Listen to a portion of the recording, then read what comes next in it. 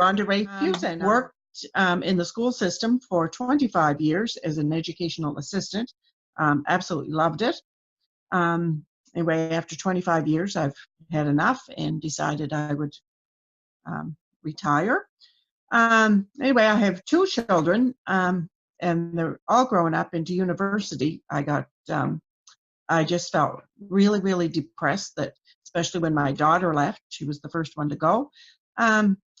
So I just decided I had to find another purpose in life. I just knew that I had a calling for something else. So 8 years ago, I went for a trip down south to the Dominican Republic.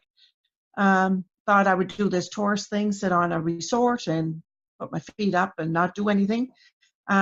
Day one wasn't too bad. Day two, I knew I wasn't a resort person. So I asked a few people, where I could go to meet the real, people in the Dominican, and I met a lovely couple from Winnipeg that had introduced me to a security guy that worked at the resort.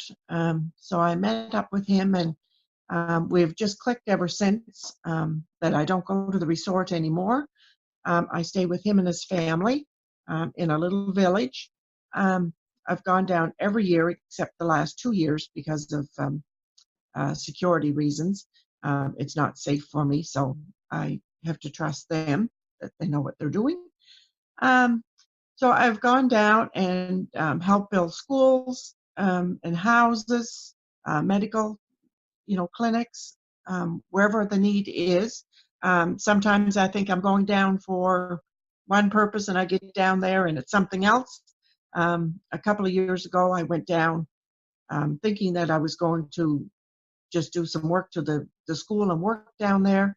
The hurricane hit, so we went and we did a beach cleanup and rebuilt a couple of homes.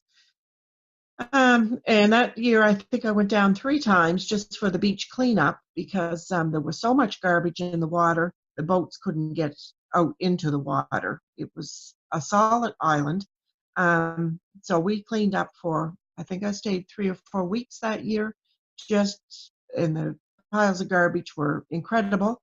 But we did find that, a lot of the litter is, from the islands down there, but a lot were from hurricanes in other countries, which I found quite interesting. A lot of it even from Asia, because there was a lot of Asian, garbage, water bottles, etc. So it was quite interesting, but we did get the fishers out, and that was a very satisfying moment for me, knowing that that's their livelihood, and many hands do make light work. I feel when I am down there, that is in my realm. I'm complete when I'm down there. I'm really happy no matter what job I'm doing.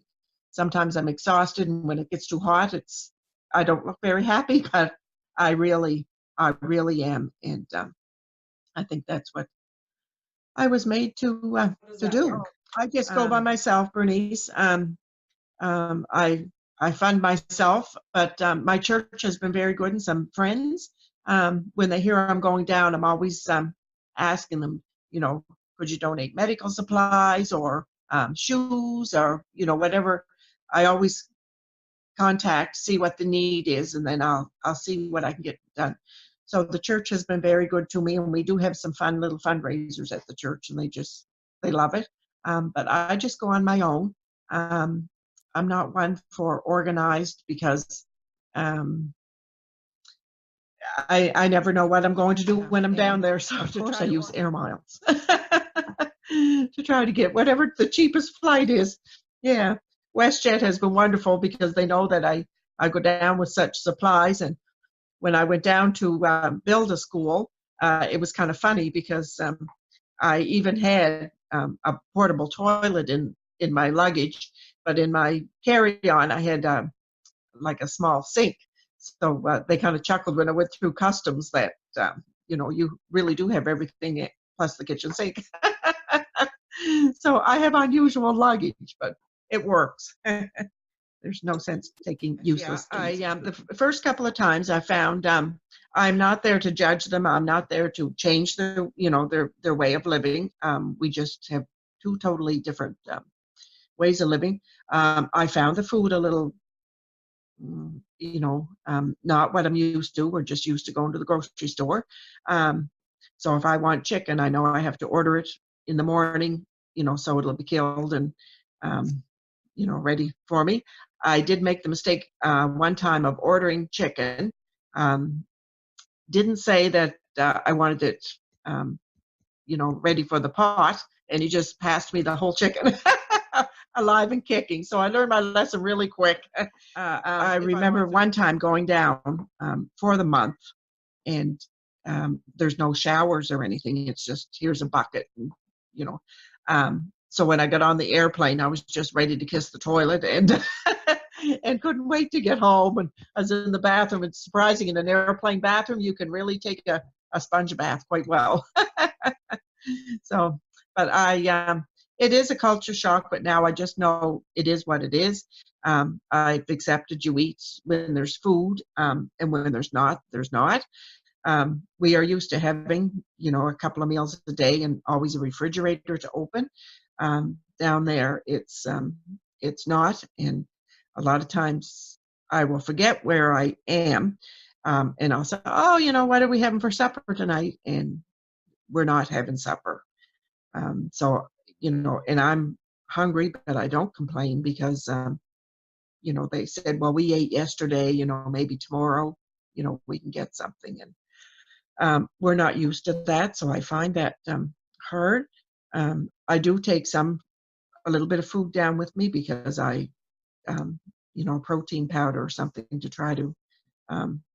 But one of the trips that I went down, I did get some groceries in the city before I, went into, and some children knew that, that's where I stayed and I had food, so that was kind of their hangout is to eat. And I remember a little boy knocking on the door. He was 4, and he said that he was hungry, and he came in. And one of my security guys came in and told me he was a little homeless boy, that his family could no longer afford to keep him. So it took me a couple of weeks, but he stayed with me, and we found him, what you would call a foster home here, but he's still there and he's going to school and he's grown up to be quite a big boy. So, but it broke my heart that parents were just not used to that. A 4-year-old fending for himself, rooting in the garbage and stuff. Yeah, it's heartbreaking, but every mother loves their children and do the best for them. So once in a while, I'll go into the bakery that they bake just for the resorts, and I'll buy, donuts or cookies or something, and it's just like the Pied Piper. The kids are all following me because they know that, when I get into the village, everybody gets a treat. So it's so cute to to watch them. So they love, and I usually take a little bit of candy down, not a whole lot, because there's better things to feed them than candy. But every child needs a little bit of a little chocolate or something. Yeah, they're very religious. God is their center. So in the morning, the roosters start crowing, but then they start singing. I'm not very good in Spanish, but they'll sing Amazing Grace, and this is the day, and I think what a sense of community. And if you have, too much, you just give it to one of the neighbors. If you're cooking rice and you have extra, you just go around and give it to neighbors. It's such a sharing, and there's no greed. It is true that the less you have, the more you share.